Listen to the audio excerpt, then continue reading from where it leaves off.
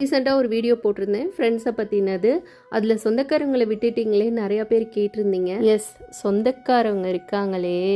Actually என்னோட அப்பாவுக்கு வந்து ஒரு அண்ணா இருக்காங்க. படத்துலலாம் சொல்லுவாங்கல்ல, ஒரு 25-30 வருஷத்துக்கு முன்னாடி நடந்தது சொல்றேன். பெரியப்பா வந்து அப்பவே நல்ல வசதி, அது நல்ல விதமாகவும் இருக்கு, கெட்ட விதமாகவும் இருக்கு. அப்போ பெரியம்மா என்ன பண்ணாங்க அப்படின்னா, நாங்கள்லாம் வந்து ரொம்ப கஷ்டத்தில் இருக்கோம் இல்லையா, எங்கடா வந்து நம்ம ஹஸ்பண்ட் வந்து இவங்களையும் பார்த்துக்கிற மாதிரி ஆகிடும்னு சொல்லிட்டு பூர்வீகமாக ஒரு வீடு மட்டும் இருந்துச்சு. அப்போ எங்கள் அப்பாட்ட அந்த வீட்டை அப்போ சேல் பண்ணியிருந்தாலே ஒரு 5 லட்சத்துக்கிட்ட போயிருக்கும். பட் வெறும் 20,000 மட்டும் கொடுத்து கையெழுத்து வாங்கிட்டு இந்த வீட்டுக்கும் உனக்கும் எந்த சம்மந்தமும் இல்லைன்னு சொல்லிட்டு அனுப்பி விட்டாங்க. இப்போல்லாம் நாங்கள் சின்ன பிள்ளையா, எங்களுக்கும் என்ன நடக்குது ஏதுன்னெலாம் தெரியாது.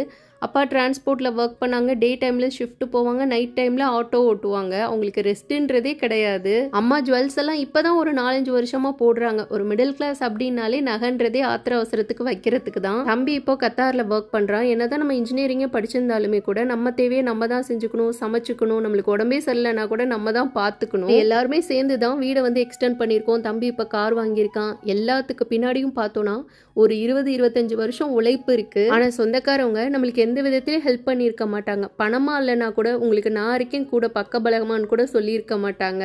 பார்த்துட்டு என்ன சொல்லுவாங்க, அவங்களுக்கு என்னப்பா பொண்ணு பையன்லாம் ஃபாரின்ல இருக்காங்க, அப்பா இப்போ தான் ரிட்டையர் ஆயிட்டாருன்னு ஈஸியாக சொல்லிட்டு போயிடுவாங்க.